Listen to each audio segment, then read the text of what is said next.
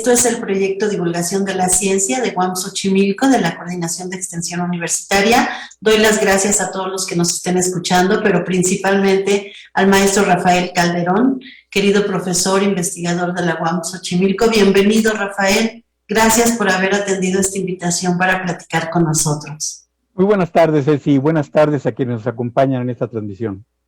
Sí, el maestro Rafael Calderón es ingeniero agrónomo, especialista en fitotecnia por la Universidad Autónoma de Chapingo, maestro en desarrollo rural, con estudios de doctorado en ciencias sociales, con la línea de desarrollo agroalimentario, y ambos grados son por la UAM Xochimilco.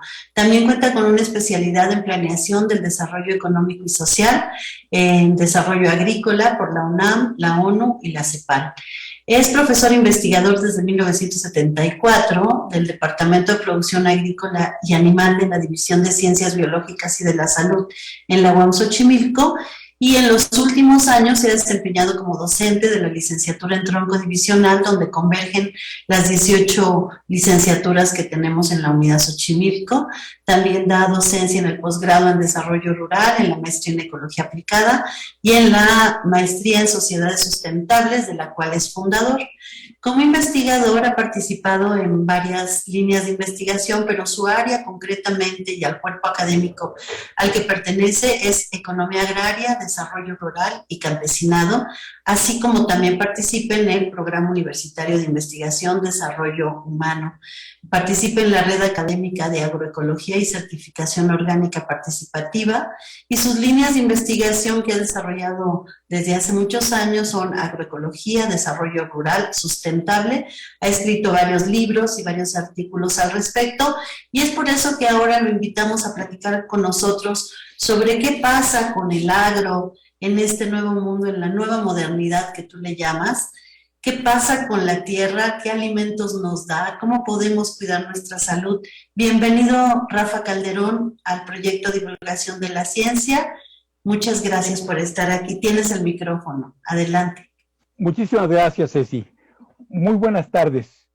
Bueno, es un motivo de un gran honor, una satisfacción especial para mí estar con ustedes y saludarles desde este espacio que la Coordinación de Extensión Universitaria de mi universidad, la UAM Xochimilco, ha puesto a disposición de los académicos para comentar con ustedes, a quienes agradezco mucho el favor de su presencia y atención, los avances de nuestros trabajos de investigación, que de acuerdo a los lineamientos de nuestro modelo educativo, siempre deberán estar vinculados a nuestras acciones de docencia y de servicio universitario. Siempre el contacto con la población fuera. El encontrarnos en un espacio virtual no reduce la importancia de este evento, y tampoco el gusto que siento al poder compartir mis ideas con personas interesadas en el tema de la plática. Trataré de ser muy preciso en la presentación para tener un espacio de diálogo con quienes me escuchen. El tema, la alimentación y la producción de alimentos, constituye una preocupación latente desde antes de la pandemia que nos afecta ya durante más de 12 meses. Y esta pandemia de coronavirus plantea cambios drásticos en nuestra manera de vivir, de trabajar, de relacionarnos, de conducirnos en lo general. No es la primera vez que en la historia de la humanidad se han visto cambios tan radicales. Tenemos los antecedentes de la peste negra o de la gripe española y otras epidemias o situaciones donde los patógenos han producido cambios drásticos. Por ejemplo, las enfermedades traídas por los conquistadores europeos a América hace 500 años causaron millones de fallecimientos entre los habitantes originarios, ¿no?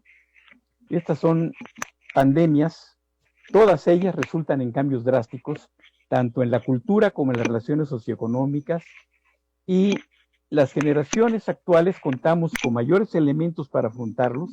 Entonces debemos hacerlo con buen ánimo, optimismo y sin miedo al riesgo que toda transformación implica.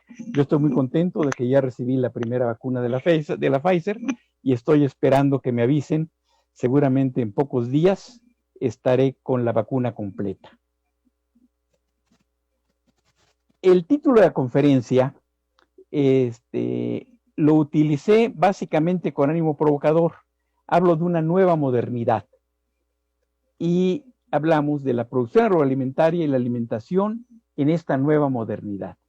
Esta nueva modernidad es un planteamiento de una representación social, de un encadenamiento entre la tradición y el futuro, y el planteamiento de una aceleración en los intervalos del cambio en todos los sentidos, particularmente en lo económico, en lo político, en lo social, y en todos los casos la modernidad nos ofrece opciones de un mejor futuro.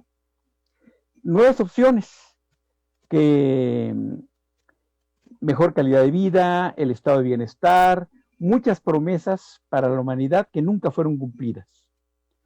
En este proceso de modernidad es donde hay un juego de acumulación y explotación entre el trabajo y el capital que dan no una suma positiva, sino resultan en una suma negativa en cuanto al daño colectivo a la sociedad, a la naturaleza y a una situación de riesgo generalizado. Esta situación lleva a un rechazo permanente a esa modernidad y a la modernización, precisamente por ese daño colectivo que hemos sufrido en lugar de las pobrezas ofrecidas. Ese daño colectivo incluye a esta pandemia que estamos viviendo ahora. Esta pandemia también podemos aunarla a los efectos de esta modernización. Por eso hablamos que requerimos cambiar, requerimos una nueva modernidad, ya no una modernidad de promesas, sino una modernidad de realidades.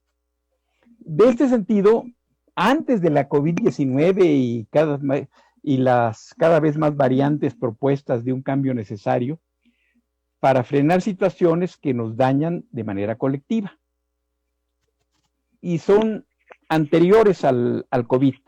La acumulación de riqueza por unos cuantos frente a la pobreza y hambrunas en casi la mitad de la población mundial. La violencia generalizada en México y en todo el mundo. El cambio ambiental global y la mundialización de crisis de todo tipo. Los problemas estos de migración o lo que estamos viviendo en México ante las próximas elecciones. Es triste, pero no sé si ustedes sientan como yo,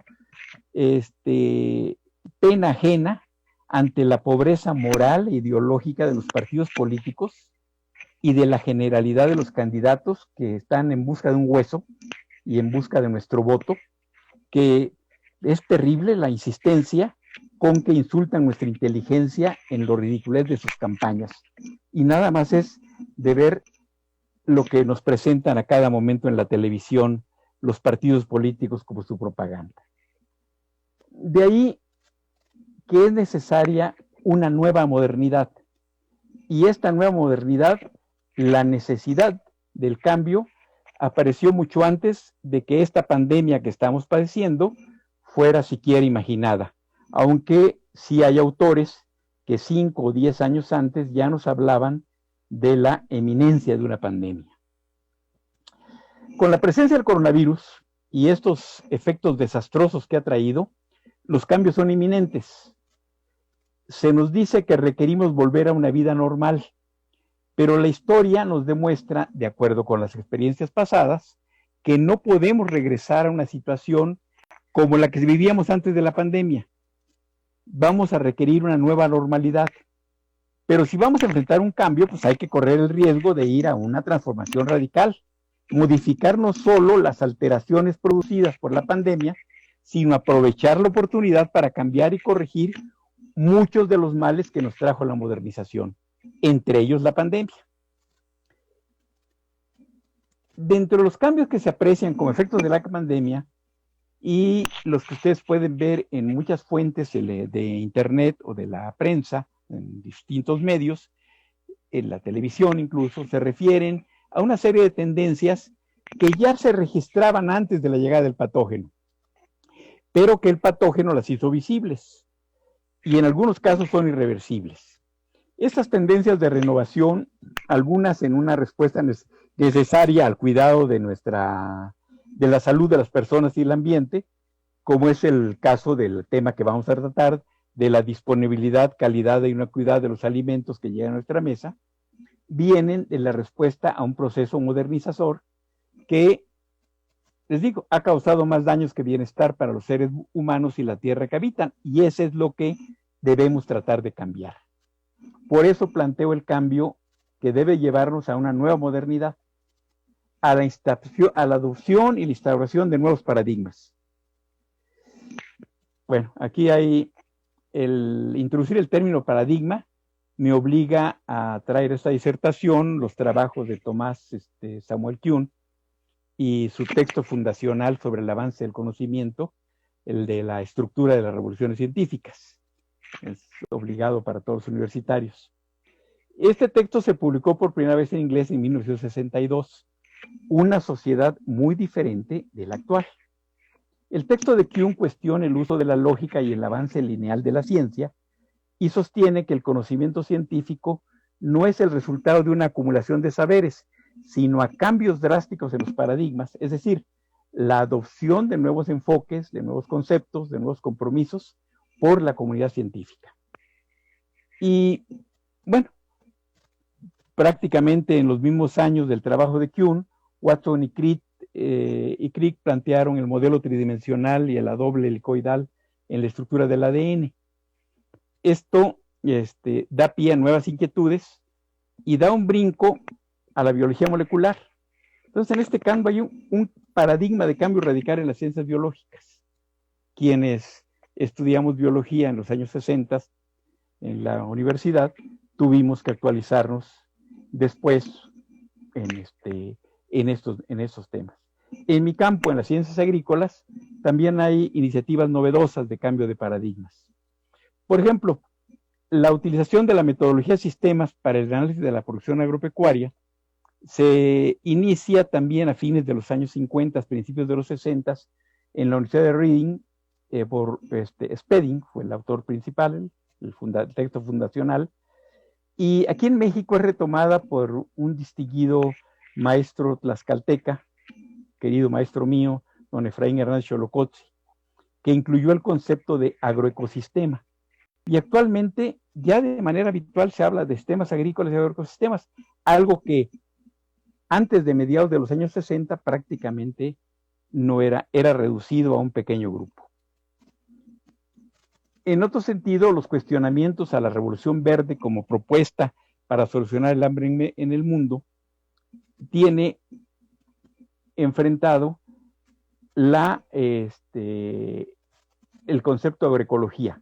La agroecología como un nuevo paradigma en las ciencias agrícolas que cuestiona la Revolución Verde y plantea, entre otras propuestas de cambio, ejemplos de una necesaria transformación, que esta es la que abordaría yo cuando hablemos de producción agroalimentaria. Pero Kuhn planteaba que la aceptación de los nuevos paradigmas por la comunidad científica, que está afiliada a una ciencia normal y a una serie de preceptos específicos, se ubica como la parálisis paradigmática, el miedo al cambio. Esto lo ilustra muy bien, no para la ciencia, si alguno de ustedes lo quiere orientar, en YouTube, si ustedes buscan los videos de paradigmas del autor Joel Arthur Baker, él ve la aplicación de la propuesta de Kuhn para asuntos de negocios y de la vida cotidiana y nos permite entender mejor esto de la parálisis paradigmática con muy buenos ejemplos. Y aquí es donde quiero entrar al tema. Seguramente ustedes han oído diferentes fuentes que si no tenemos semillas mejoradas, si no tenemos fertilizantes, si no tenemos agroquímicos, si no hay una mecanización completa de la agricultura, entonces no hay posibilidades de producir suficientes alimentos para la población. Se niegan completamente a las bondades de la agricultura orgánica, de la permacultura, de otras prácticas agroecológicas. Para mí, esta gente que defiende todavía los avances de una nueva revolución verde y demás, están en una parálisis paradigmática. Tienen miedo al cambio. O no cambian porque su manera de vivir, su manera de hacer negocio es precisamente con una agricultura que saben que es perjudicial a la humanidad, a los consumidores y al ambiente. Y déjeme rápidamente, para ver esta disponibilidad al cambio, el comportamiento poblacional por generaciones, son estudios básicamente aplicados a los Estados Unidos y a Europa, no necesariamente se han obtenido en México, pero destacan algunos rasgos en la generación que actualmente acude a las aulas de educación superior, de los niños que actualmente han enfrentado el problema de la educación en casa y han superado dificultades para acceder a la tecnología y poder estar en contacto con sus profesores y con personas ajenas a su familia nuclear, que son precisamente en quienes yo confío que van a lograr precisamente consolidar esta nueva modernidad de la que voy a plantear como opción. Si bien esta parálisis paradigmática le restaba a las generaciones de mediados del siglo pasado, cuando Kuhn escribió su texto, esas conocidas como la generación silenciosa o los baby boomers, a la que en este sentido yo pertenecería, tenían miedo de aprovechar oportunidades e innovar en las ciencias y en los negocios. Ya nuestros hijos, ¿no?, que nacieron entre 60 y 80, los que califican como la generación X, ya tienen una actitud más flexible, aceptan el cambio con mayor facilidad, se mueven en el mundo y en México con más tranquilidad.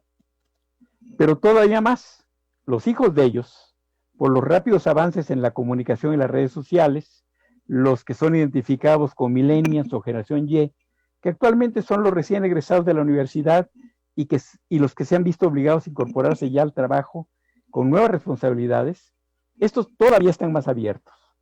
Ahora que, como les decía, los responsables de implementar los cambios por venir y adecuarse a estos nuevos paradigmas son esta generación a la que le llaman la generación Z, que es a la cual pertenecen la mayoría de los actuales estudiantes universitarios y los incluidos en el programa de aprendices, eso como le llama la cuarta transformación, que son los nacidos ya en este siglo. Bueno, ¿y qué podemos decir? Nos mencionaba antes de los niños que han sido obligados a encerrarse en su casa durante más de un año y que han debido superar múltiples dificultades para acceder a la tecnología que les permite comunicarse con sus maestros y personas alejadas de su núcleo familiar. Seguramente ustedes han visto niños de familias con escasos recursos lidiando por un celular y la terminal de internet y el acceso a internet para poder cumplir con las tareas escolares. Son estos jóvenes y niños los que más familiarizados han estado con los avances tecnológicos, con las redes sociales, pero también con desastres como los temblores, las inundaciones, la pandemia, el cambio climático y estas dificultades de la educación a distancia y los problemas de acceso al internet y nuevos aparatos. Ellos son incluidos no solo los de las zonas urbanas, sino también los que nacieron y viven en áreas rurales apartadas. Ellos son quienes deberán promover y hacer realidad los cambios que la sociedad requiere para corregir el rumbo de la modernización. Es la generación responsable de esta nueva modernidad. Es una generación que va a afrontar riesgos y que no habrá de caer en parálisis paradigmática. ¿Y cómo qué tendrían que hacer? ¿Qué es lo que por dónde tendrían que caminar? Mira, el planteamiento es que tienen que ser más creativos y tienen que desarrollar más el pensamiento crítico. Ya no son memoristas, ya son críticos. Separarse del pensamiento vertical que está basado en la lógica formal hacia este planteamiento que ya también es común en este siglo, del pensamiento lateral, el salirse de la caja, el pensar los problemas de manera diferente y el saber que las soluciones no son recetas, no es lo que nos recetan, sino que ese pensar fuera de la caja, que es donde están la solución a los problemas nuevos. Si no podemos seguir planteando, y eso lo decía el mismo Einstein, no podemos seguir planteando las soluciones viejas a los problemas nuevos. No llegaríamos a ningún lado. Para problemas nuevos, soluciones nuevas. Entonces hay que pensar de manera diferente. Yo estoy planteando que los profesores, más que hablar de enseñar, tenemos que trabajar con los estudiantes para obligarlos a pensar y obligarlos a pensar de manera crítica. No a que piensen como nosotros, sino a que traten de ir hacia adelante. Es más, cuando tú analizas las tendencias del cambio de paradigmas, el problema es que la visión se va más hacia lo urbano, porque son los que más acceso tienen a las redes sociales y demás. Entonces se destacan en los cambios aspectos como el home office, ¿no? Trabajo a distancia, la adaptación de espacios domésticos para el trabajo y la educación en línea. Tu casa se vuelve aula, tu casa se vuelve oficina. Usas más apoyos digitales y necesariamente vas a entrarle a tecnologías disruptivas. Entonces, tienes entonces que pensar fuera de la caja para no paralizarte al ver cuestiones nuevas. Cada vez hay mayor presencia de eventos virtuales como esta conferencia, pero también se ha incrementado el comercio electrónico, ¿no? Obviamente, y en la discusión está con esto de si damos o no nuestros datos al obtener un teléfono celular, un mayor cuidado de los datos personales. La educación ya no va a volver a ser presencial, será mixta, va a ser presencial y va a haber mucho trabajo en línea. Y los niños que ahora están más metidos a internet y más trabajando en línea van a exigir que mucho de su trabajo van a realizar mucho de su trabajo en línea. Sí, pero yéndonos, tendrían que capacitarse de una nueva forma, pero ¿en qué condiciones se están encontrando el campo? ¿Cómo se está encontrando en este momento la agricultura en nuestro país? ¿Qué pasa con los productores rurales que no se pueden llevar el trabajo a casa? No puedes hacer en la milpa o en la huerta, no puedes hacer home office, ¿no? La planta está en el campo y ahí hay que trabajar. Las plantas y los animales no saben de pandemia. Eso requiere la atención o nos quedamos sin alimentos, ¿no? Y de otros antibióticos que vienen del campo y de las actividades agrícolas. En los hechos tenemos la respuesta. Durante la pandemia no nos han faltado alimentos. Las limitaciones de acceso a los mismos se deben a problemas de falta de ingreso de una gran parte de la población. Ya es un problema social, no del campo. Los cambios en el precio de algunos productos son debidos a la especulación y otros vicios en las cadenas de comercialización. Es decir, eso de que el aguacate ahora en el supermercado esté a 90 pesos el kilo, pues no es problema del campesino, porque a él se lo siguen pagando igual. Las estadísticas oficiales nos dicen que la producción agrícola en el 2020 fue extraordinaria. La información disponible nos destaca así triunfalmente que por sexto año consecutivo México tiene una balanza favorable al sector agrícola. Yo no brincaría de gusto por esto, pues importamos poco más del 40% de lo básico para nuestra alimentación. Importamos 18 millones de toneladas de maíz, importamos prácticamente todo el aceite que consumimos, casi el 80% del arroz que consumimos, otros productos esenciales. Y aquí es donde quisiera ver las tendencias al cambio y la vuelta a esta nueva normalidad. Nos dicen que hay algunos cambios de hábitos que fueron ligados a la alimentación y al contacto con la naturaleza, obligados precisamente por la pandemia. Fíjate que la pandemia, y esto está muy documentado, nos lleva a que uno de los nuevos paradigmas es acercarse en todo lo posible a lo natural y saludable. ¿Sí? Ya la pandemia nos dice debemos de comer mejor y más sabroso, no solo eso. La comida y las experiencias, la forma de interactuar, entre más vínculo con la naturaleza sean mejores. Aquí predomina lo de privilegiar lo 100% natural. Producir los propios alimentos, porque es algo que también se ha desarrollado la agricultura urbana, desde una macetita hasta pequeños huertos caseros, pero producir estos propios alimentos, ya te digo, desde una maceta con hierbas de olor en la cocina, o la producción de hortalizas y frutillas en los patios, los balcones, pequeñas terrazas, o el producir tus germinados, brotes, para alimentarte con ellos, el manejo post cosecha de frutas y verduras para que mantengan su palatabilidad, su sabrosura y las propiedades nutritivas sobre todo eso requiere una asesoría. Entonces necesitamos plantear cómo fortalecer ese aspecto de mejorar el establecimiento y mantenimiento de las áreas verdes urbanas y de la agricultura urbana. Y esto, aquí entramos al principal problema, la competencia por el agua. No podemos utilizar agua para usos domésticos escasa para regar plantas, ¿no?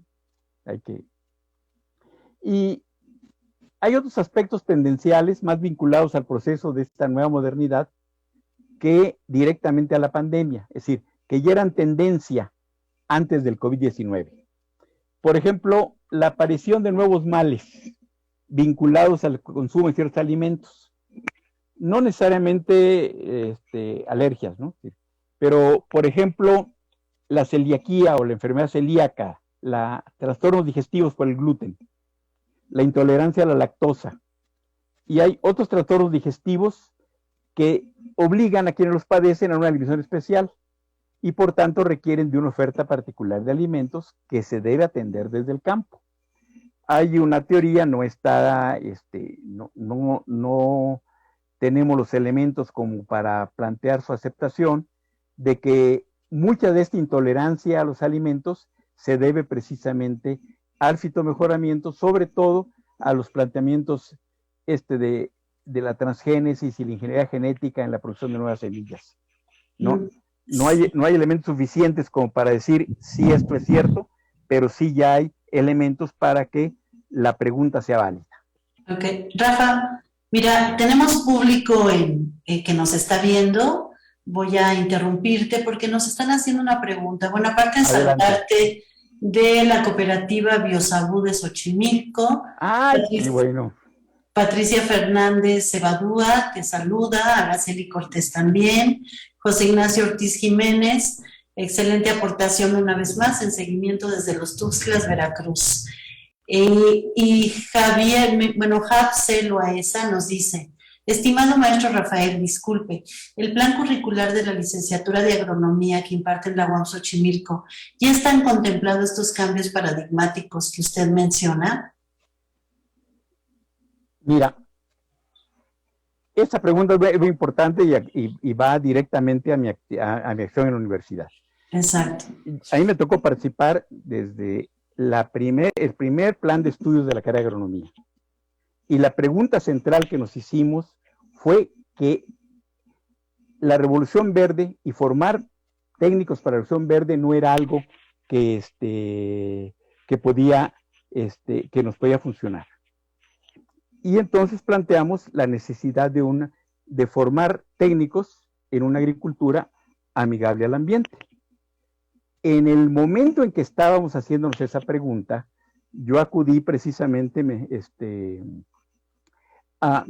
mencioné hace un momento, al maestro Hernán Cholocotzi y a otros técnicos, agrónomos, compañeros míos, conocidos míos, que estaban precisamente con la inquietud de un necesario cambio en los planes de estudios de agronomía. Entonces, el primer plan de estudios de agronomía nace precisamente con esa orientación. El primer plan de estudios de agronomía es anterior a la propuesta de Altieri de la agroecología. Te aseguro que si yo hubiera conocido los trabajos de Altieri antes, o que algunos hubiéramos tenido la oportunidad de conocer los trabajos de Altieri antes, la oferta de la carrera hubiera sido la de ingeniero agroecólogo y no la de ingeniero agrónomo. Pero afortunadamente, cuando iniciábamos, tuvimos el apoyo del doctor Trujillo Arriaga, estudiante de Altieri, que fue quien nos apoyó para orientar la carrera precisamente hacia estos nuevos paradigmas. Hacia el paradigma agroecológico. Y esto lo tenemos en el resultado de todos los estudiantes egresados en el siglo pasado de la carrera. Como referencia te puedo decir que hay tres egresados nuestros a nivel de dirección general en la actual Semarnat, ¿no?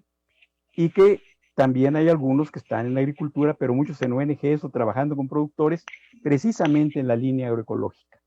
Desgraciadamente, hubo una serie de cambios en el plan de estudios, y ahí es un problema que tenemos no solo agronomía, sino todas las carreras de la universidad, de que en el cambio de profesores no se pudo tener lograr amarrar bien nuestro modelo educativo, el sistema modular. Y entonces hay profesores que tienen 20 años dando el mismo módulo por comodidad y no plantean el cambio. Y las situaciones son de que los mismos profesores se han puesto, muchos de ellos, en esa posición cómoda de no cambio porque entonces tengo que ponerme a trabajar y estudiar cosas nuevas. Y de repente, si tienes 10, 12 profesores de esa naturaleza en cada licenciatura o en muchas licenciaturas, pues eso plantea que el plan de estudios no se actualice. ¿Sí? Por eso es que tú ves que me he salido más de agronomía y trabajo mejor con el módulo Conocimiento Sociedad, con los estudiantes que llegan, para orientarlos hacia el modelo educativo y hacia la necesidad de ser críticos. Y son estudiantes que cuando llegan con estos profesores que no quieren cambiar, son los que los cuestionan y los que los están obligando a que cambien. Sí, precisamente lo que decías, las generaciones, lo que explicabas antes, ¿no? Estas diferentes generaciones que no se mueven ante el cambio, otras, a mí me tocó, yo estoy en el grupo de los que todavía no se vacunan, pero ya me va a tocar, donde nos tocó estar en el cambio. O sea, yo desde que nací estaba el radio, y luego la tele en blanco y negro, luego las de colores, y luego lo digital. Entonces, toda mi generación ha sido de cambios, y apenas vamos ahí con la vorágine, pero las generaciones anteriores parece que sí, no están como con mucha facilidad para lograr los cambios. Sin embargo, en nuestra universidad es necesario, ya que lo que entran son jóvenes, que tienen nuevas ideas, nuevas opciones, ¿no? Esto sí se me olvidó mencionar cuando te presenté que fundaste la carrera de agronomía y que al paso del tiempo te has desvinculado un poco de la licenciatura, te has ido más a nivel posgrado y te has dedicado más a apostarle a estos jóvenes de nuevo ingreso, que son los que llegan abiertos a qué sucede con nuestro sistema modular, e irles enseñando esta importancia de lo que tiene ser curioso, proponer cosas, estar abierto a las ideas. Qué bueno que lo mencionaste, porque esta pregunta también en otro evento que se hizo de jardines hubo quien comentó sobre la carrera de agronomía, que no se estaba actualizando. Parece que hay una preocupación ahí en alguien del público. Si me permites, ya tienes otro comentario que te quisiera compartir. Espero que para Jab, Celo, Aesa quede un poco el comentario sobre lo que nos preguntó de si la carrera está abierta a nuevos paradigmas. Te saluda Javier Martín del Campo. Te manda muchos saludos. Sopelic Cuetzpametl, saludos, profesor Rafael, es un gusto volver a escucharlo. Alma Luz Gracia, excelente ponencia, saludos al estimado maestro Rafa. Yamir Vera, buenas tardes, Rafael. Araceli Cortés, gracias, maestro Rafael, excelente reflexión para nuestros docentes de la UAM. Bueno, sí me quería interrumpir para que refresques y veas que tienes a tus fans, sí. Rafa. Bueno, algunos de ellos son muy, muy queridos amigos míos. Ya no te digo, los conocí como estudiantes de la carrera, pero más que exalumnos o más, somos muy buenos amigos, son buenos amigos ahora. Gracias. Y volviendo al planteamiento del cambio, desgraciadamente agronomía no ha cambiado en lo que va del siglo, no ha cambiado su plan de estudios.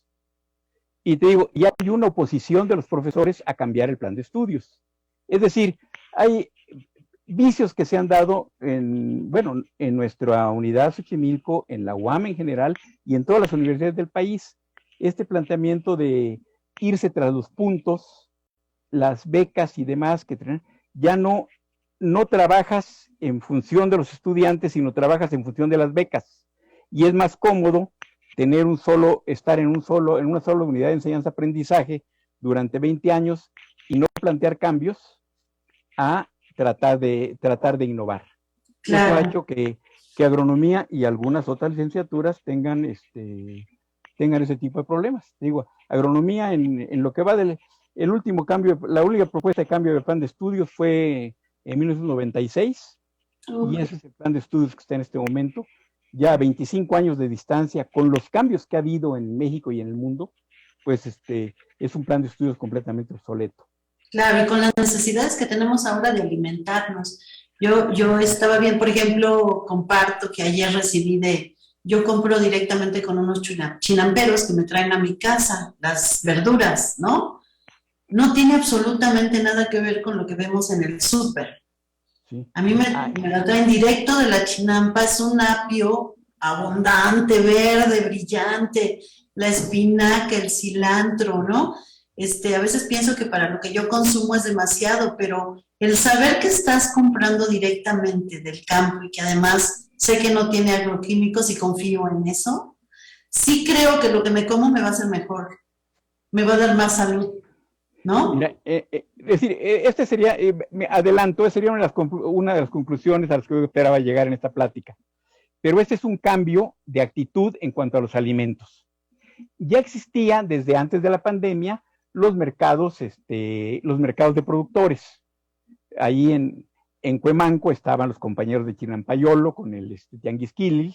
En Tlalpan hay un mercado muy importante, en La Condesa hay otro mercado importante, y hay aquí en en las calles de Londres, aquí en Coyoacán, hay otro mercado importante, y había muchos mercaditos.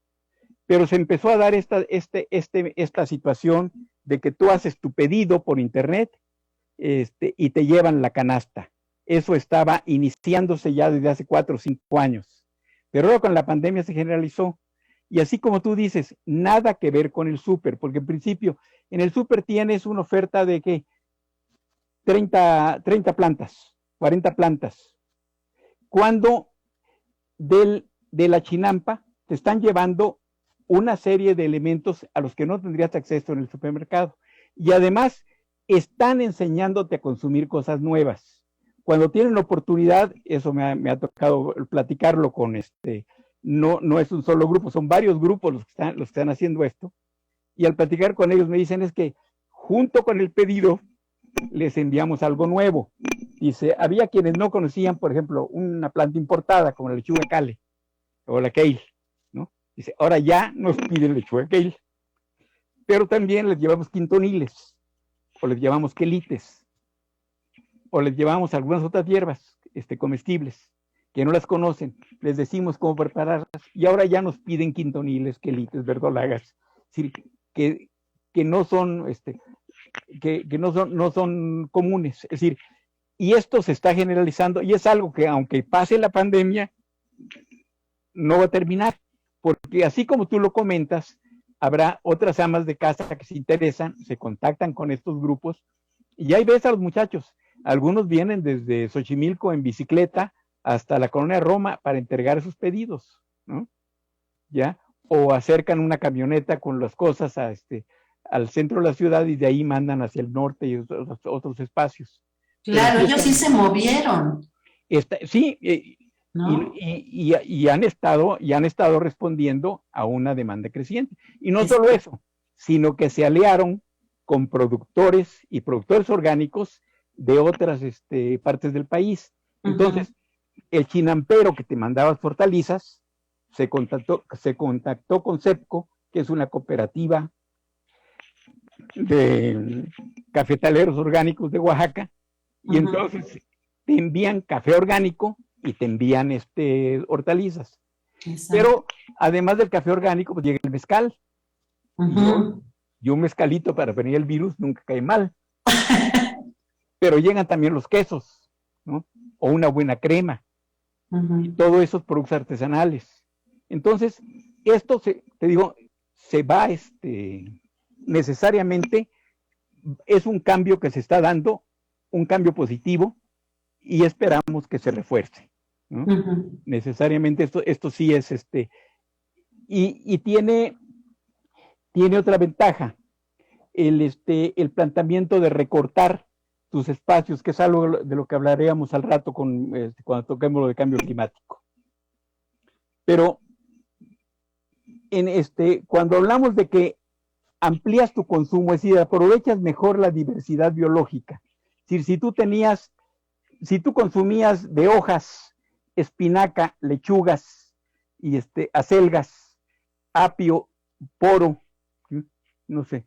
Perejil, cilantro, epazote. Cilantro, perejil, epazote. Ahora, a eso le agregas variedad de quelites, variedad de quintoniles, variedad de verdolagas, ¿no? Y otra serie de productos, otras lechugas adicionales, otras hojas adicionales. Entonces estás ampliando tu oferta. Y vamos a plantear esto. Sócrates decía que tu alimento sea tu medicina y tu medicina sea tu alimento. Y este es legado de Hipócrates de hace más de 400 años. Y actualmente es aceptable que una dieta terapéutica es mejor que consumir fármacos, ¿no?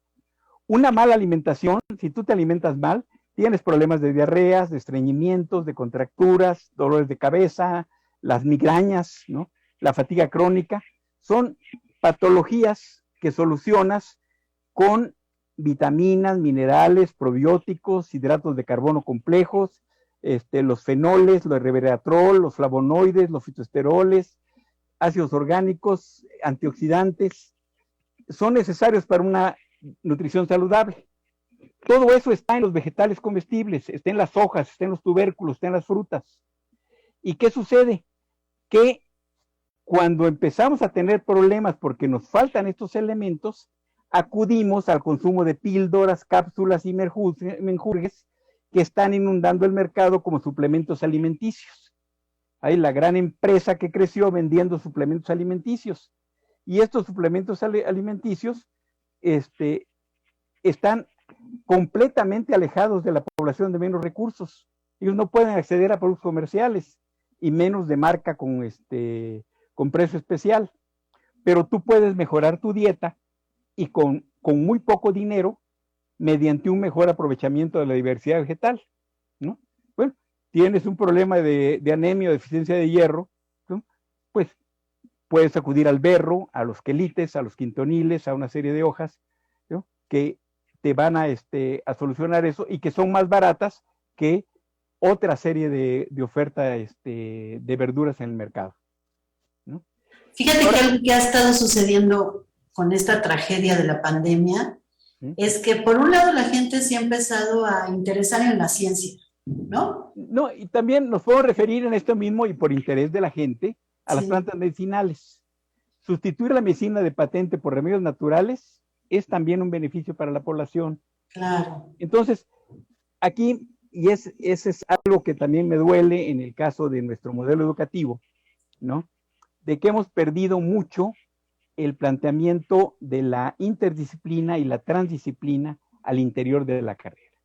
En el siglo pasado, cuando estuve como coordinador de carrera y cuando estuve como profesor de módulos, pues para mí era muy, muy común trabajar con estudiantes de nutrición, con estudiantes de diseño industrial, con estudiantes de QFB, con los mismos problemas de investigación de los estudiantes de agronomía. ¿Sí? Se vinculaban entre ellos. Y actualmente agronomía se aisló durante mucho tiempo y las otras carreras también. Entonces el vínculo, los vínculos estos que están en nuestros documentos fundacionales de la interdisciplina y la transdisciplina no se cumplen, ¿no? Es triste reconocerlo.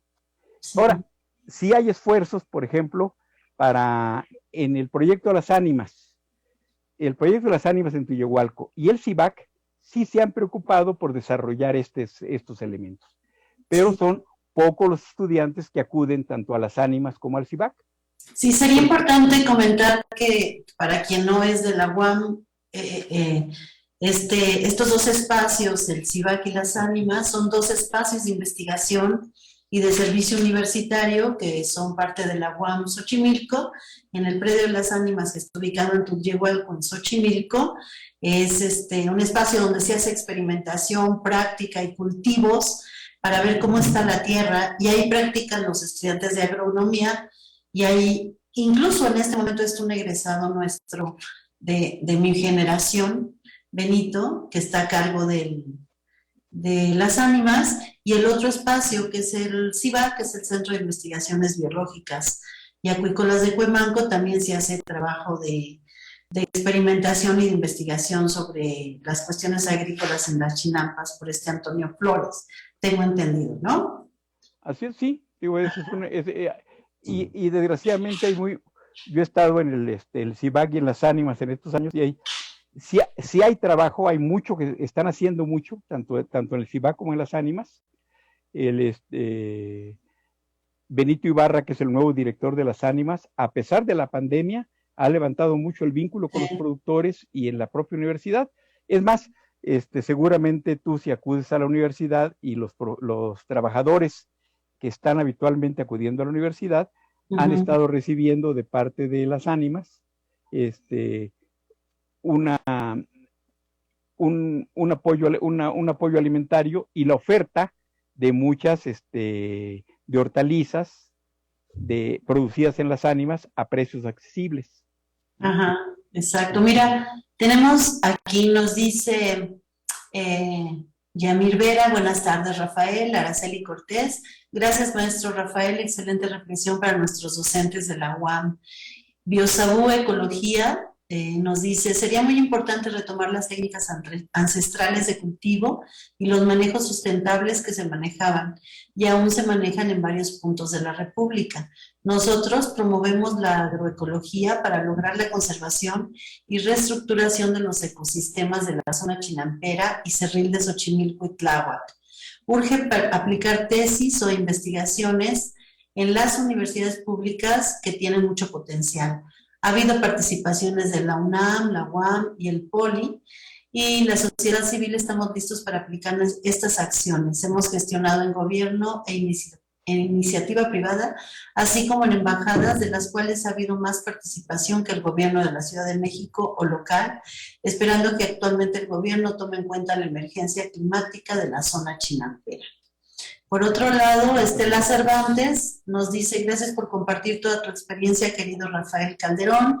El ingeniero Jorge Berni, querido amigo tuyo, egresado de la primera generación de agronomía, te manda saludos. Y Javier Loaesa nos agradece que hayas dado la respuesta a la pregunta sobre los paradigmas en la licenciatura. Él pertenece a la generación 2004-2008 de agronomía. Comparte tu visión de que nuestros actuales agrónomos necesitan un espíritu crítico y creativo. Mil gracias. Jorge Ignacio Ortiz Jiménez, la base modular de la UAM Xochimilco, recibido en mi formación académica, aunado a la vocación de servicio personal y actualización profesional, me ha permitido tomarme multidisciplinariamente en prácticas sustentables de manera continua y poder contribuir en diversos espacios de nuestro sector primario y sociedad en general. Mar CN, excelente ponencia. Y Jorge Berni nos dice, saludos, estimado Rafa, por aquí escuchando la perspectiva del cambio necesario y preguntando el cómo conducir la transición hacia esas nuevas normalidades, nuevos paradigmas, ante el choque de modelos del desarrollo entre la agricultura comercial y la agricultura familiar o de subsistencia. ¿No te parece que podría coexistir ambos modelos y según el medio en el que se desarrollase la producción de alimento? Y, ay, qué padre que nos están haciendo comentarios. Voy a dejarlo ahí, continúas y seguimos recibiendo comentarios que después te leeré. Adelante, Rafa. Bueno, mira, déjame tomar esta participación de Jorge Berni para establecer otra de las conclusiones que adelanto como, bueno, una de mis conclusiones era la necesidad de este nuevo mercado que ya tú lo estás viviendo. Pero la otra es que desde mi particular punto de vista, el debate se establece en una situación bimodal de la agricultura mexicana, de la agricultura en el mundo. hay dos esquemas de producción coexistentes con lógicas de asignación de recursos y objetivos diferentes. Tenemos por una parte una agricultura empresarial con un uso intensivo de recursos, capital, tecnología, insumos, ¿no? Ellos integran su lógica para toma de decisiones en el mercado. Y eso los lleva a apropiarse de los dos extremos de la cadena productiva.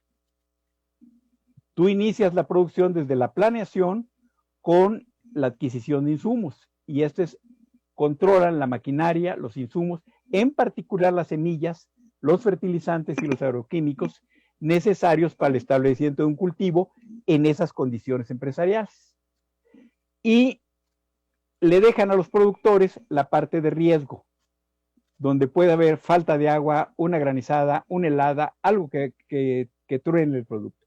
Y vuelven a entrar a la parte final de la cadena, que es la transformación y comercialización de las cosechas. Es decir, donde hay dinero, ahí es donde está la empresa, ¿no?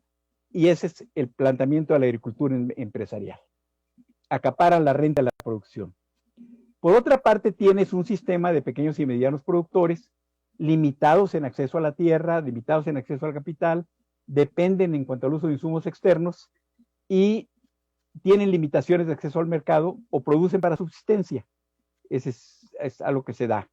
Entonces, ambos sistemas tienen no solo el reto muy grande de producir alimentos, bueno, una estimación es que para 2050 seremos 9,000 millones de habitantes en el mundo, ¿no?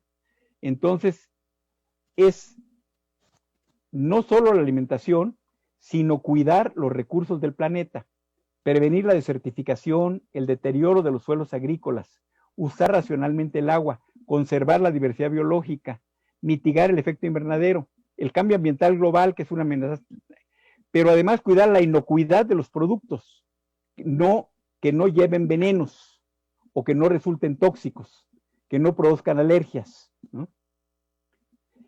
Y en este sentido, pues yo en lo personal y en mi práctica profesional me defino como agroecólogo y activamente participo en la defensa de la agricultura campesina y de las sabidurías nativas, pero también convivo y tengo muchos amigos y trabajo y estoy pendiente de cuáles son sus propuestas de quienes están en la agricultura empresarial. Entonces, como académico tengo que ver objetivamente ambos sistemas y en ambos casos ver cuál es la situación de cambio y la adopción de nuevos paradigmas de manera independiente en cuál sea el sistema de producción alimentaria en el que con el que se trabaje. Pero, como decía, quienes están aferrados al uso de agroquímicos, al uso de semillas mejoradas, al abuso de la maquinaria, están entrando en una parálisis paradigmática, porque el problema más grave, tan grave como el de la alimentación, está en el cambio climático.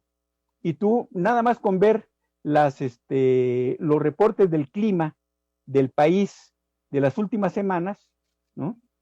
Eso de registros de temperaturas que no se habían, altas, que no se habían dado que están resultando históricas, es un problema de cambio climático, es un problema de efecto invernadero.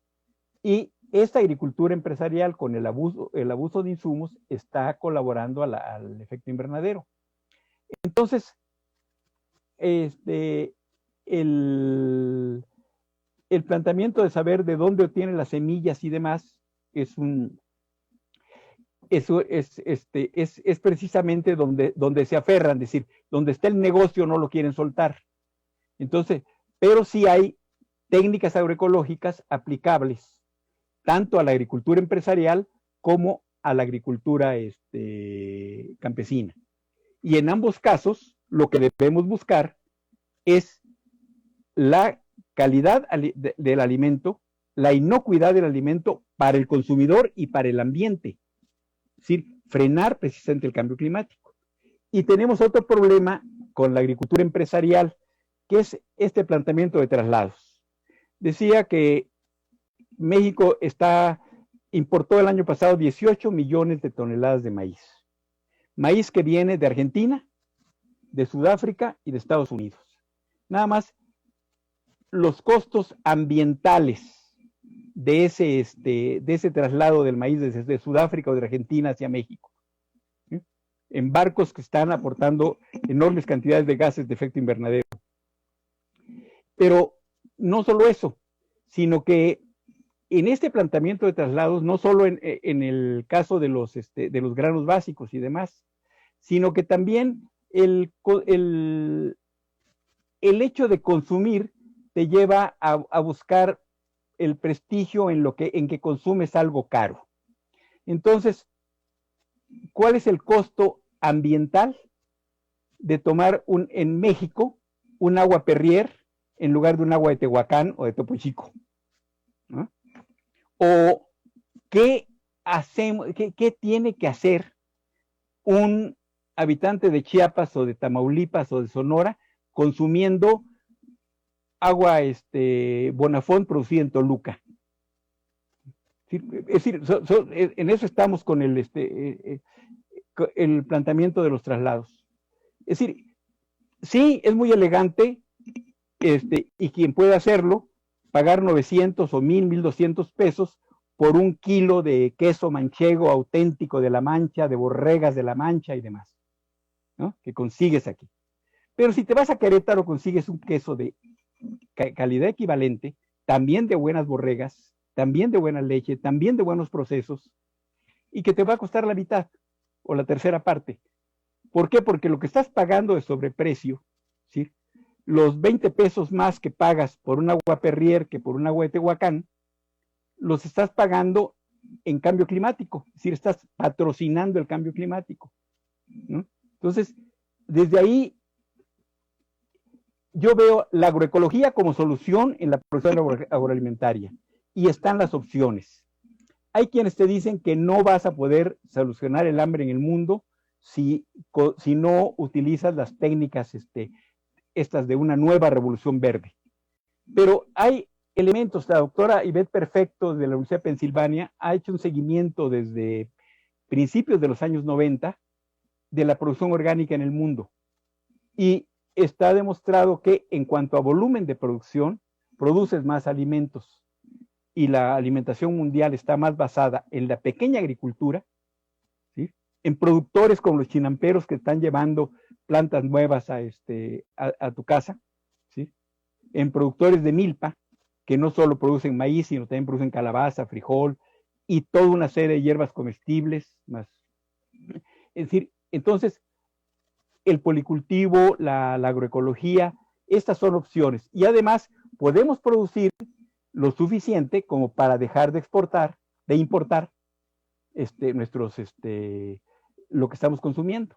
También, por ejemplo, una de las, en la producción animal, algo que aporta mucho de gases de efecto invernadero es el metano producido en la digestión de los rumiantes en general, ¿no? Es decir, llegan, va hacia un estómago, eructan, hay un desprendimiento de gases que son gases de efecto invernadero. Pero el 90% del consumo de carne en el mundo es de bovinos, de cerdos y de pollos. Cuando tienes una gran cantidad de otros animales, otras fuentes de carne, que son animales más eficientes en la producción de la proteína que el vacuno. Sí, obviamente yo no me niego a un buen corte, ¿no? Pero también he probado otros animales, y bueno, tú trabajaste con nuestra querida amiga Yaida sobre los insectos como opción Virginia Melo. Con Virginia Melo en el trabajo de insectos comestibles. Amiga y querida. Otras opciones. Y el otro es también la necesidad del cambio de conducta en los consumidores. Entre las autoras que sigo hay una distinguida canadiense, académica, pero también activista, Naomi Klein, que ha estudiado mucho los efectos del mercado en el mundo. Su texto fundacional es No Logo, de los años 90. Ella afirma que las diferentes formas de organizar la sociedad promueven o refuerzan partes de nosotros mismos. Si estás en un sistema que no cuida a la gente, que no distribuye los recursos de forma equitativa, entonces necesariamente tú mismo, ¿sí?, actúas de manera egoísta. Esa parte de acaparar, ¿no?, se refuerza en ti.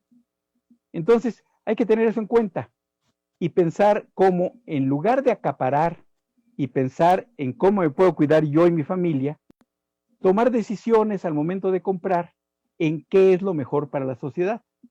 Entonces, ¿por qué voy a gastar 1,200 pesos o 1,100 pesos en un kilo de queso manchego importado o algún otro tipo de queso traído de España o de Francia, cuando en Querétaro, en Hidalgo, en San Luis Potosí, lo puedo tener de leche de vaca, de leche de cabra, de leche de borrega, perfectamente elaborado, muy cuidado, a la tercera parte o a la mitad del precio?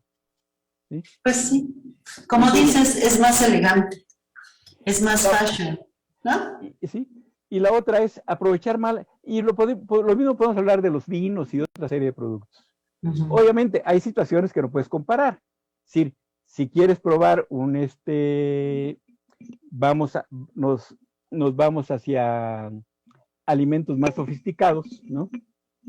Pues no es lo mismo tener una hueva de pescado de Irán o de Rusia, ¿no?, que un huevo de lisa de aquí del Pacífico, ¿no? Pero ya estás hablando de cosas diferentes.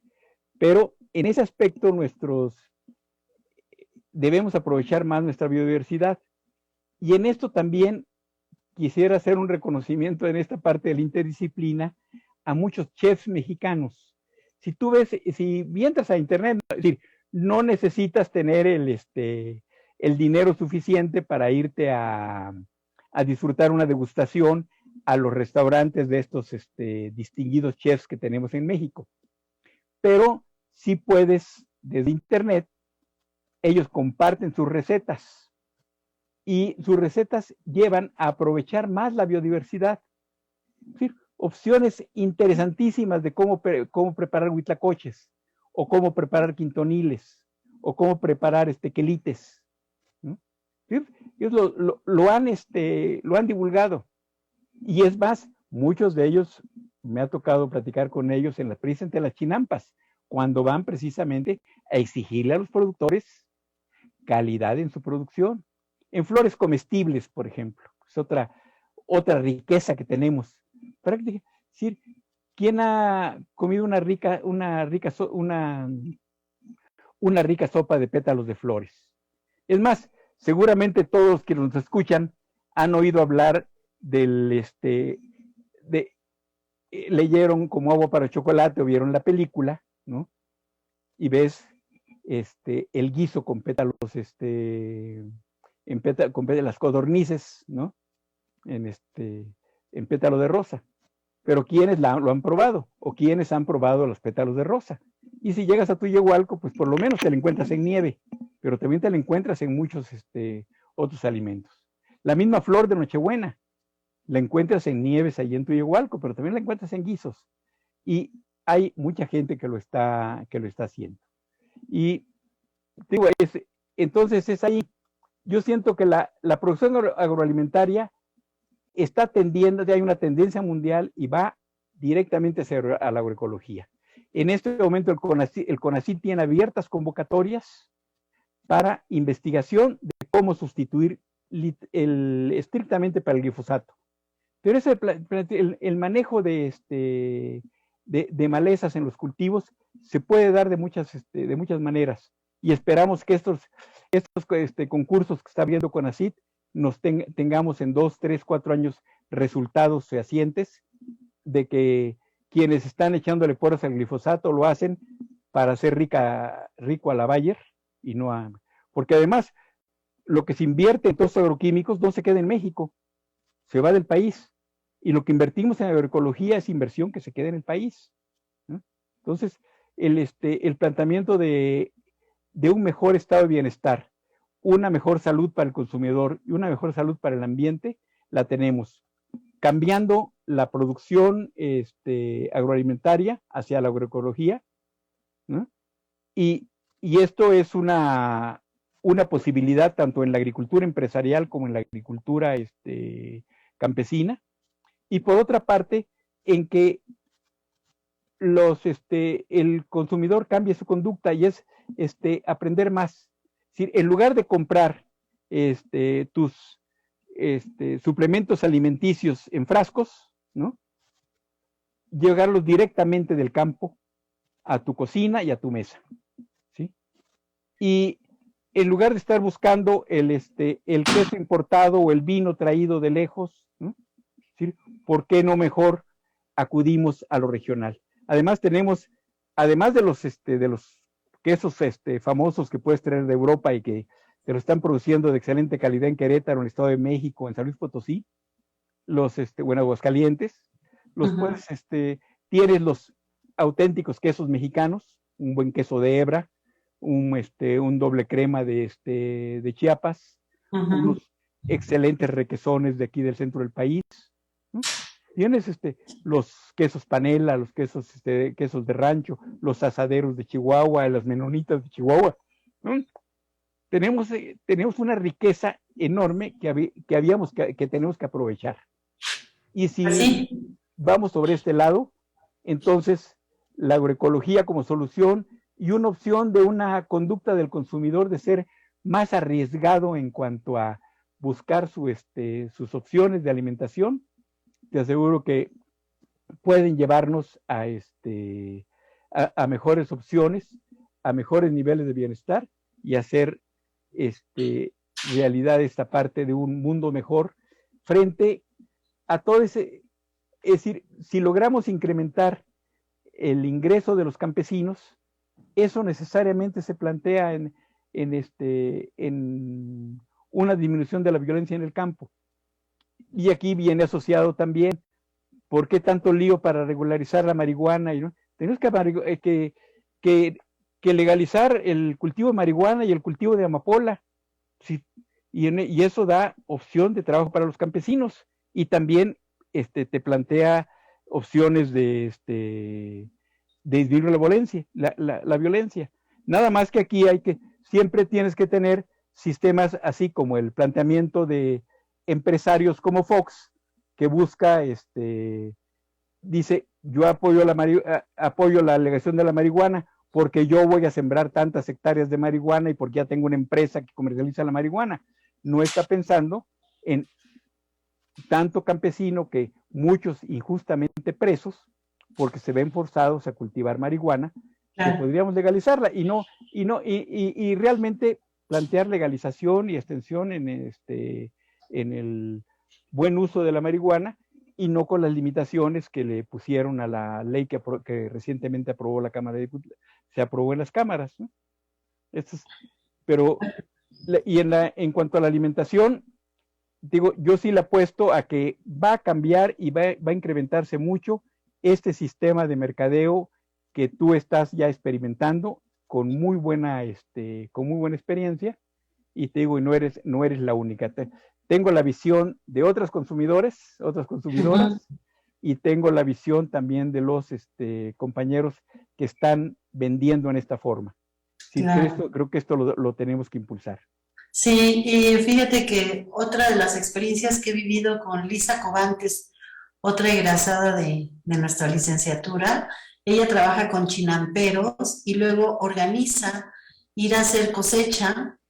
Entonces vamos y escogemos la verdura, la sacamos de la tierra y contribuimos previo a esto en sembrar algunas plántulas, que algunos otros irán después y harán la cosecha.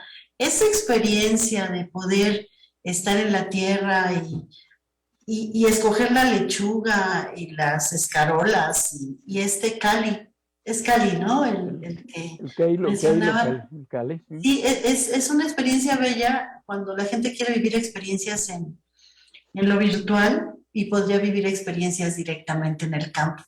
Y eso también es parte de los trabajos que hacen nuestros egresados. Mira, tenemos más comentarios.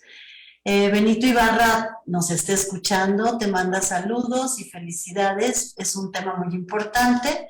Biosabu Ecología nos dice, desafortunadamente el agua de los canales está muy contaminada. En temporada de lluvias algunos tenemos captadores de agua, otros no.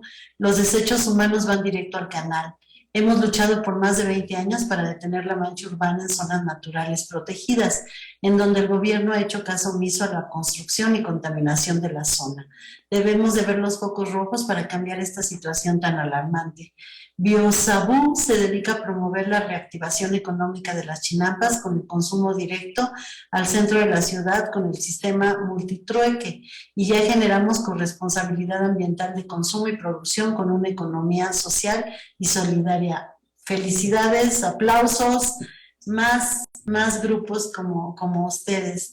Itzli Kwani nos dice, los productores chinamperos necesitan la ayuda de la sociedad y de los habitantes de Xochimilco para el saneamiento del agua que alimenta las chinampas. Es un problema en el que todos contribuimos. Araceli Cortés nos dice, en el CIVAC tenemos el Jardín de Especies de Plantas Medicinales a cargo de la maestra Marisa. El completo es Marisa Osuna. José Benito Ibarra, gracias por los saludos, Benito. Leticia Mingo, saludos y abrazos a Cecilia Zeta y a Rafael Calderón desde Mérida, Yucatán. Bueno, pues tenemos una cantidad de comentarios lindos, y bueno, tenemos que terminar esa transmisión, pero ha sido un deleite escuchar tus conocimientos, que nos invites a fijarnos en los alimentos, que nos invites a darnos cuenta que el campo nos da vida y que si nosotros lo vemos, lo cuidamos, hacemos conciencia de esto, nuestra salud va a mejorar, gastaremos menos en medicamentos y en atender padecimientos cuando podemos sanear nuestro cuerpo si recurrimos directamente a consumir productos naturales y al acceso. Estamos en una ciudad súper urbanizada y tenemos aquí cultivos a los que podremos recurrir directamente. Brevemente, porque ya sé que estamos en tiempo, pero quisiera hacer todos comentarios que tienen que ver con lo que nos dicen nuestros amigos que escuchan, todos amigos muy queridos, la mayoría de ellos.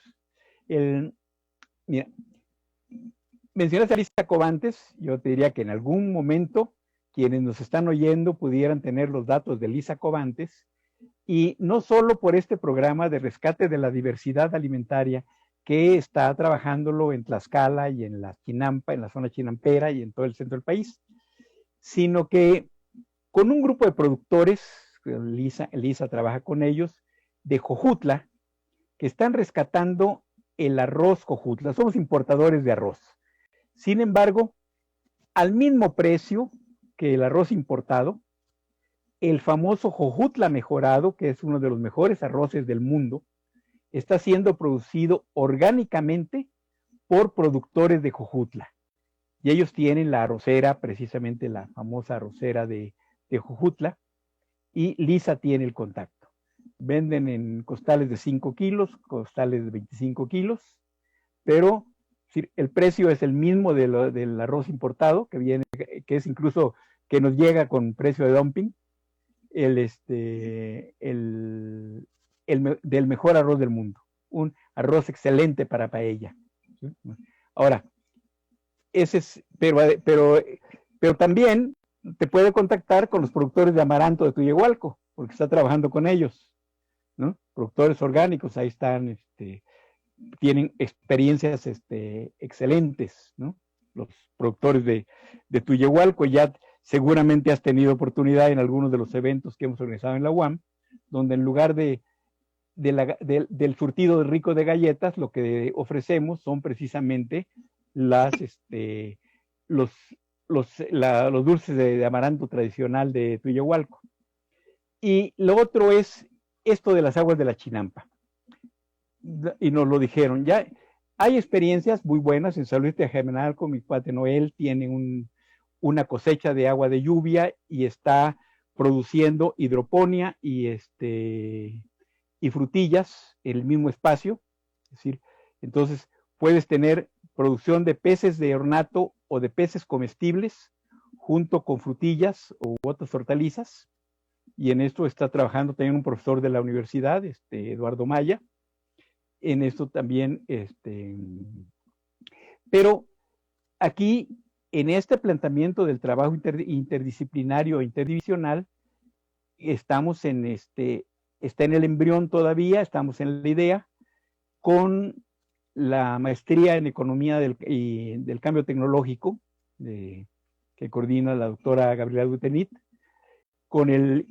ella nos vincula con el Instituto de Ciencia de Materiales de la UNAM, y estamos en el planteamiento desde el Centro de Materiales de la UNAM, nos proponen un sistema de cosechar agua, no de lluvia, sino de el vapor de agua en la atmósfera. Esto nos permitiría, en una zona donde hay humedad constante como las Chinampas, tener una atmósfera con suficiente agua como para condensar esa agua y utilizarla para riego invernadero. Esto lo estamos trabajando, y desde luego el contacto sería desde el CIVAC Benito Ibarra, desde Las Ánimas Benito Ibarra, ¿no? Con él sería el vínculo, ¿no? En todo caso, él sería la contraparte en este proyecto, porque esa sería una buena solución para las Chinampas. Y bueno, Chinampayolo es otro grupo de trabajo de las Chinampas, exitosamente ha estado utilizando el manejo de humedales para purificar el agua de las Chinampas.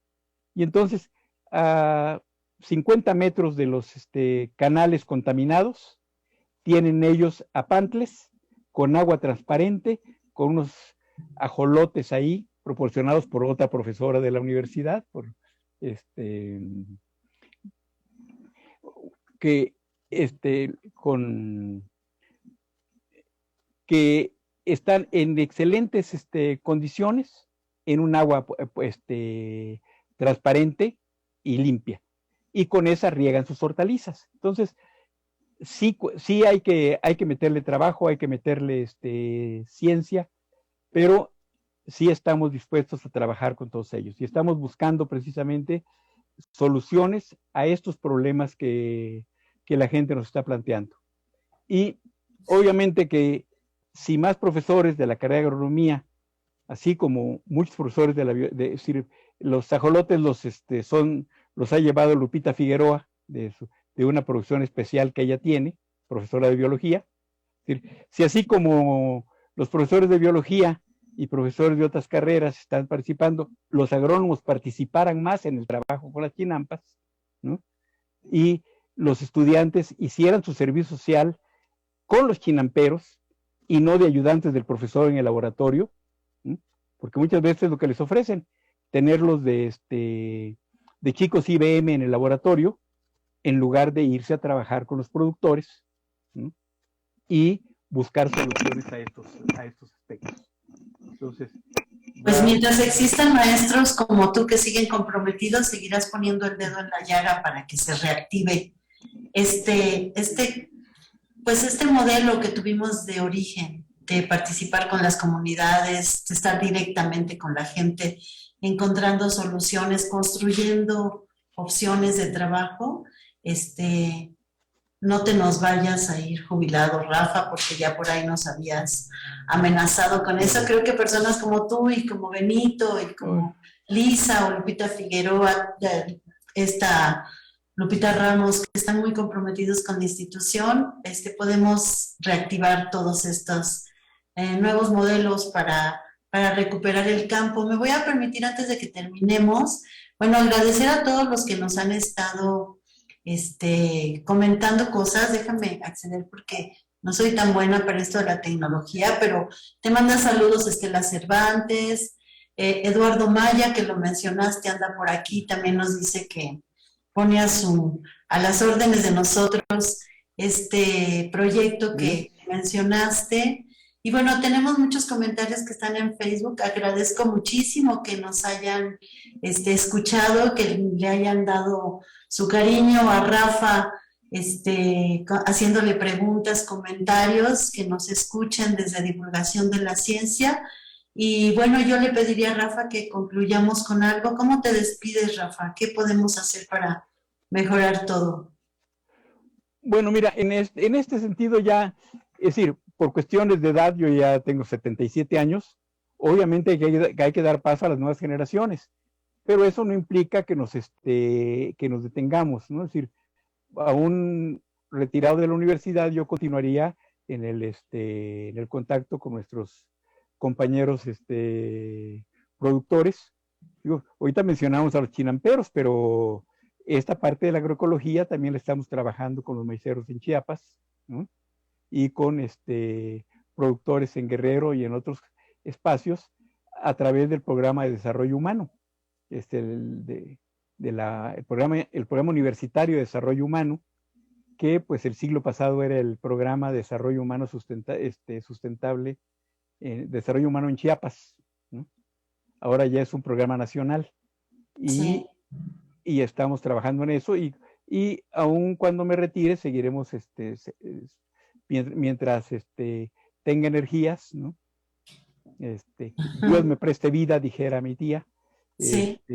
Mientras eso se dé, seguiremos en activo, pero sí la plaza dejársela a los nuevos profesores que tengan ánimos precisamente de rescatar nuestro modelo educativo y el trabajo con productores. Y te diré, haciéndole conciencia de agronomía, si hay profesores que están trabajando en campo. Es muy interesante el trabajo que está haciendo Mariela Fuentes Mariela, exacto, Oaxaca. en Oaxaca, ¿no? Es decir, y el trabajo con las milpas. Sí hay Sí. trabajo, pero son pocos realmente. O tú mencionaste a Lupita Ramos, el trabajo que tiene en Tlalpan, en la parte alta de Tlalpan. Es decir, sí hay profesores que están participando en trabajos de campo, pero Uh-huh. con muy pocos estudiantes. ¿Por qué? Porque la generalidad de los profesores no lo están haciendo. Es decir, ya se nos jubiló Paco Cervantes, pero también, si tú ves, sigue colaborando con nosotros. Y Sí. y mientras queden gentes como Benito Ibarra, como Eduardo Maya, como quienes fueron nuestros estudiantes, y el sentir ya en proceso de retiro, lo que más me satisface y más me enorgullece es precisamente el comportamiento de nuestros egresados. Es decir, para mí, decir, qué satisfacción que menciones todos los trabajos que está realizando Lisa Cobantes. Uh-huh. Pero así podríamos mencionar. Es decir, sería injusto si empezara a dar más nombres, Sí. pero nos habló Jorge Berni, nos hablaron otros agrónomos egresados de la universidad que están haciendo muy buen trabajo, y compañeros de la maestría de desarrollo rural también, que están haciendo situaciones bastante completas en diferentes partes del país. Entonces, Sí. para mí es realmente una gran satisfacción el, el ver los triunfos, los aportes tan importantes que están haciendo los egresados de la universidad, no solo de agronomía, sino de muchas otras licenciaturas, en bien del país. Y Sí. sí, sentir tristeza de que de repente nuevas generaciones, por incapacidad de trabajo de algunos de los profesores, el hecho de no tratar de involucrarse, de comprometerse con la universidad totalmente, están planteando limitaciones en su formación. Sí. Pero la universidad sigue, y te aseguro que estas situaciones se van a superar o tendrán que superarse, ¿no? Claro. Ya. Rafa, muchas gracias. Vamos a agradecer a Mercedes Zabaleta, Biosabú Ecología, Eduardo Maya, Alma Pale, Marce N, Jorge Berni, Biosabú Ecología, Jorge Benito Ibarra, Godel Espinosa, uy, una querida compañera que estuvo en desarrollo rural tanto tiempo, Gudelia Espinosa, ¿te acuerdas? Sí, claro, me quedé agude, ¿cómo no? Queridísima la Gude, Rosa Elvia Barajas, Istricuani, Liz Sanz, y bueno, que estuvieron escuchándonos. Yo los invito a que sigan con nosotros. Me atrevo a avisar que dentro del YouTube de Divulgación de la Ciencia tenemos 2 charlas de 2 personas que se mencionaron aquí, Lupita Ramos y Mariela Fuentes, que nos han hablado sobre cómo hacen su trabajo de investigación en campo. Y tenemos otro ámbito que se llama Emisarios de la Ciencia, donde estamos entrevistando a nuestros egresados, cómo están interviniendo, haciendo divulgación, cambiando el conocimiento, compartiendo la ciencia. Y bueno, estamos pensando, Lisa Cobantes es una próxima entrevistada, y Lalo Maya también estará siendo entrevistado con este proyecto tan lindo que está haciendo de trabajo en el campo. Pues no me queda más que agradecerte nuevamente, Rafa, por habernos compartido tus conocimientos y platicar sobre este tema tan importante que es la agricultura, la alimentación y la salud, y agradecerles a todos los que nos acompañaron, y agradezco además a mis compañeros de TV One, a Diana, a Omar Quintero, a Oscar Zavala, mis compañeros de producción audiovisual, y a toda la coordinación de extensión universitaria, que nos brinden la posibilidad de hacer estos programas para compartir el conocimiento que genera nuestra Universidad Autónoma Metropolitana en la Unidad Xochimilco. Soy Cecilia Zeta, muchas gracias por todo, buenas tardes y hasta pronto. Muchas gracias Omar, muchas gracias a Diana, muchas gracias a todos, muchas gracias a quienes nos escucharon, y tienen mis datos. Podemos seguir ya viéndonos en campo y haciendo algunas cosas. Y qué bueno que tienes programado a Lalo Maya, pero también algunos de los que nos hablaron, luego te comento de ellos, son distinguidos egresados nuestros que están haciendo cosas de lo más interesante. Perfecto. Muchas gracias, Cecilia, por esta oportunidad. De nada, Rafa, gracias a ti. Buenas tardes y hasta pronto. Gracias.